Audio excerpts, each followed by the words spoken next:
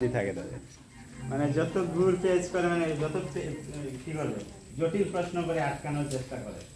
তো প্রভুপাদকে প্রশ্ন করছে যে প্রভুপাদ আপনি যে এত কৃষ্ণ কৃষ্ণ করছেন, আমরা এখানে যে প্রতি সপ্তাহে যখন আসি তখন সবাই কৃষ্ণ কৃষ্ণ করি কিনা না, সব কিছুর পরে মানে সব কিছুর সাথে কৃষ্ণ যুক্ত। যেটা খাবো সেটাও আবার কি কৃষ্ণের কথা, যেটা বলবো সেটা হচ্ছে কি কৃষ্ণের কথা নাকি, যেটা কীর্তন করবো সেটাও কৃষ্ণের মানে হরিনাম, তো সব কিছুতে কৃষ্ণ। তো প্রভুপাদকে প্রশ্ন করছেন যে আপনি যেহেতু মানে কি করেন কৃষ্ণ কৃষ্ণ করছেন, তো মৃত্যুর পরে যদি কি করেন গিয়ে দেখেন যে ওখানে কৃষ্ণ বলতে কিছু নাই, তখন আপনি মানে আপনার মানে বেকার এগুলো করছেন, ওখানে গিয়ে কি করবেন? তো প্রভুপাদ বললেন যে আমি যদি ওখানে গিয়ে কৃষ্ণ বলতে যদি কিছু নাও থাকে, কৃষ্ণ তো অবশ্যই আছেন ঠিক কিনা। আর ব্রহ্মা আমাদের কয়টা মাথা আছে? আমাদের একটা মাথা। ব্রহ্মার কয়টা? ব্রহ্ম সংহিতাতে ব্রহ্মা বলছেন কি ঈশ্বর পরম কৃষ্ণ সচ্চিদানন্দন বিগ্রহ অনাদির আদি গোবিন্দ সর্বকারণের কারণ গোবিন্দম আদি পুরুষম তমহং ভজামি। ব্রহ্মার চাই মাথায় বুদ্ধি বেশি কিনা, উনি বুদ্ধি দিয়ে বলছেন কি যে একমাত্র অনাদির আদি গোবিন্দকে, সর্বকারণের পরম কারণ হচ্ছেন কে? পরমেশ্বর ভগবান শ্রীকৃষ্ণ। সুতরাং অবশ্যই তো কৃষ্ণ আছেন আমরা জানি ঠিক কিনা। প্রভুপাদ বলছেন যে আপাতত আমি মনে করলাম কৃষ্ণ নাই, কৃষ্ণ যদি নাও থাকে তাইলে আমরা কি করছি যে রবিবার সাপ্তাহিক যে ক্লাস করছি এখানে এসে কষ্ট পাচ্ছি, আনন্দ লাগছে কিনা না, কৃষ্ণের কথাতে আনন্দ আছে কিনা না। হ্যাঁ, কৃষ্ণ কথাতে আমরা কীর্তন করছি, গান গাওয়া আনন্দের বিষয় না দুঃখের বিষয়? খুব দুঃখে আমরা গান গাই নাকি খুব আনন্দের সময়? নৃত্য মানুষ কখন করে? খুব কষ্টে থাকলে নৃত্য করে না খুব আনন্দে থাকলে? তাইলে আমরা এখানে যখন আসি তখন আনন্দ উপভোগ করছি কিনা, বিনোদন, এরপরে খাওয়া উপসাদও পাচ্ছি, এলে এর মানে এখানে কোনো কষ্টের কিছু নাই। হ্যাঁ, তো প্রভুপাদ বলছেন যে এখানে আমি যা কিছু করছি, এরপরে যেমন আমরা কি করি একাদশী করি, একাদশী ব্রতের মাধ্যমে আমাদের মানে যদি আমি পারমার্থিকের কোনো বিষয় নাও যদি চিন্তা করি, তারপরে দেহটাকে যদি সুস্থ রাখতে চান, তারপরে মানে 15 দিন একদিন উপবাস করা মানে বৈজ্ঞানিকভাবেও ডাক্তারের মানে ফর্মুলাতেও এটা দরকার। হ্যাঁ, তাহলে সব কিছু মিলিয়ে মানে আমরা আনন্দে আছি। এখানে যদি গিয়ে যদি দেখি কৃষ্ণ নাই, তাহলে আমার কোনো সমস্যা নাই। কোনো সমস্যা আছে? কোনো সমস্যা নাই। তো প্রভুপাদ আবার মানে কি করলেন, প্রশ্নটাকে ঘুরিয়ে বললেন, আমি এখন প্রশ্নটা ঘুরিয়ে আপনাকে প্রশ্ন করি যে আপনি তখন কৃষ্ণকে ডাকছেন না, তো মৃত্যুর পরে যদি গিয়ে দেখেন ওখানে কৃষ্ণ আছে, তখন আপনি কি করবেন? তখন সাংবাদিকের মুখটা বন্ধ হয়ে গেল, তখন ওখানে গিয়ে কিছু করতে পারবে না। এর জন্য বলছে যে এবে না ভজিলে যশোদা সুত চরমে পরিবে লাগে। হ্যাঁ, আমরা যদি এখন যে আমাদের দেহে যে শক্তি আছে, এই শক্তি নিয়ে যদি আমরা কি করি না, যশোদার সুত অর্থাৎ পরমেশ্বর ভগবান শ্রীকৃষ্ণকে না ডাকি, ওনার সেবা না করি, তাইলে চরমে আমরা কিন্তু চরমে পড়ে যাবো ঠিক কিনা। আমরা যখন পরীক্ষার হলে যাই, যাওয়ার পরে আমরা কি করি না, সারা বছর পড়াশোনা না করে আমরা কি করি, পরীক্ষার হলে যখন যাওয়ার পর দেখবেন সবাই পড়ে এসেছে, সবাই কি করছে, তাদের লেখালেখি করছে, আর আমি কিছু জানি না, তখন আমাদের কি শরমটা লাগে কিনা না, তখন ভাবি যে কেন যে পড়লাম না রে, কেন পড়লাম না নাকি, এই আগামীকালকে মানে মিস করবো না, পড়েই আসবো ঠিক কিনা না, এরকম লাগে কিনা না মানে মানে। কিন্তু তখন তো পরীক্ষা হলে গিয়ে আপনি এটা চিন্তা করে কাজ হবে না। তো এর জন্য আমাদের কর্তব্য হচ্ছে কি, পরীক্ষাটা হচ্ছে আমাদের মৃত্যু, অন্তিম পরীক্ষাটা হচ্ছে কি, তো সাধন করো ভজন করো মরতে জানলেই হলো। মৃত্যুটা যদি আমাদের ভালো হয়, মৃত্যুর সময় যদি আমরা কৃষ্ণ চিন্তা করে মরতে পারি, তাইলেই আমাদের জীবনটা সাকসেস ঠিক কিনা না। এই অন্তিম সময়ে যাতে আমরা শরমে না পড়ি, এর জন্য আমাদের অবশ্যই এখানে প্রতি সপ্তাহে সাধুসঙ্গ করতে হবে। সাধুসঙ্গ কেন করতে হবে? কারণ এই জড়জগতে উদ্ধারের একমাত্র মানে সবচেয়ে সহজ পন্থা হচ্ছে সাধুসঙ্গ। আপনি যতই আমরা হরিনাম কেন করছি, তিলক কেন করছি, তুলসীমালা কেন গলাতে ধারণ করছি, কেন কিভাবে ধারণ করছি, কার মাধ্যমে? সাধুসঙ্গের মাধ্যমে ঠিক কিনা না। আমরা যদি মানে মূল মানে সূত্রটা হচ্ছে কি সাধুসঙ্গ, যদি সাধুসঙ্গ না করতাম তাইলে আজকে আমরা তিলক করতাম, গলাতে তুলসী মালা ধারণ করতাম না ঠিক কিনা না, এখানে আসতাম না। তাহলে মূল বিষয়বস্তু হচ্ছে সাধুসঙ্গ। শাস্ত্রে বলছে সাধুসঙ্গ সর্বশাস্ত্রে কয় লবমাত্র সাধুসঙ্গ সর্বসিদ্ধি হয়। শুধু মানে লবমাত্র বলছে যে চোখের পলক পড়তে যতটুক সময় লাগে এতটুক সময়ও যদি কেউ সাধুসঙ্গ করে তাহলে কি হবে, তার সর্বসিদ্ধি হয়ে যাবে। হরে কৃষ্ণ। তো আপনাদের এখানে আমাদের শ্যামল প্রভু এটা মানে খুব উন্নত চিন্তাধারার একটা বহির প্রকাশ।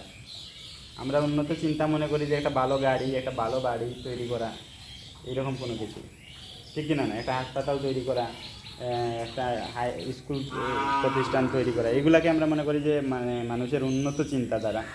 বাট এখানে ভক্তি সিদ্ধান্ত সরস্বতী ঠাকুর প্রভুপাদ বলছেন একজন ব্যক্তিকে কৃষ্ণ ভক্ত বানানো হচ্ছে অনন্ত কোটি হাসপাতাল তৈরি করার সমান মানে ফল লাভ করবে। হরে কৃষ্ণ। এটা খুব গুরুত্বপূর্ণ সেবা প্রভু করে যাচ্ছেন, আমরা প্রভুর চরণে কৃতজ্ঞতা প্রকাশ করি। আপনি কীর্তন করেন, তাদের সে কীর্তন কীর্তন কীর্তন করেন, কীর্তন শুনতা প্রভুর, কীর্তন শুনতা কীর্তন, হ্যাঁ হরির নাম। প্রভু গলা খুব সমস্যা, তারপরে প্রভু চেষ্টা করবো 2-3 মিনিট মাঝে হাতে কীর্তন করার জন্য হরির নাম। হ্যাঁ ঠিক আছে, ঠিক আছে, তাহলে আমরা 2 মিনিট কীর্তন করবো। সবাই ভালো থাকেন, সবাই সুস্থ থাকেন। হরে কৃষ্ণ। ঠিক আছে, কথা না খরচা আমাকে ভালো বাজো না, প্রভু বাজাবেন।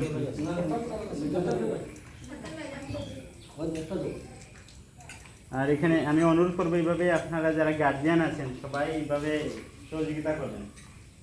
সহযোগিতার খুব দরকার। আমাদের সনাতন ধর্মের এখন বর্তমান যে মানে পরিস্থিতি, এই পরিস্থিতিতে মনে করেন এই টাকা পয়সা কোনো মুখ্য বিষয় না। টাকা পয়সা হিন্দুদের অনেক আছে, টাকাটা কোথায় খরচ করতে হবে সেটা আমরা জানি না। আমরা দুর্গা পূজা যখন করি তখন দেখি লাখ লাখ টাকা খরচা করছি, সেটা শুধু বছরে একবারের। এটাতে কিন্তু আমাদের আচ্ছা দেখুন, যখন দুর্গা পূজাতে যখন আমরা 1 লক্ষ টাকা ব্যয় করি, এটার মাধ্যমে আমরা কি শিক্ষা লাভ করি? শিক্ষার কি বিষয় আছে? শিক্ষার বিষয়টা কিচ্ছুই নাই তো আছে। এখান থেকে আমরা কুসংস্কার শিখি, সুসংস্কার শিখতে পারি না।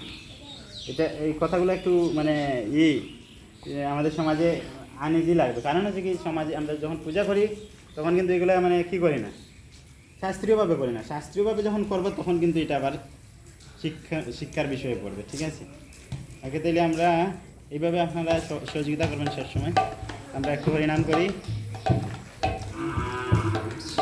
সবাই বলবেন আমার সাথে সাথে, আর হাতের তালে দিবেন। ঠিক আছে, হরে কৃষ্ণ। জয় শ্রী কৃষ্ণ প্রভু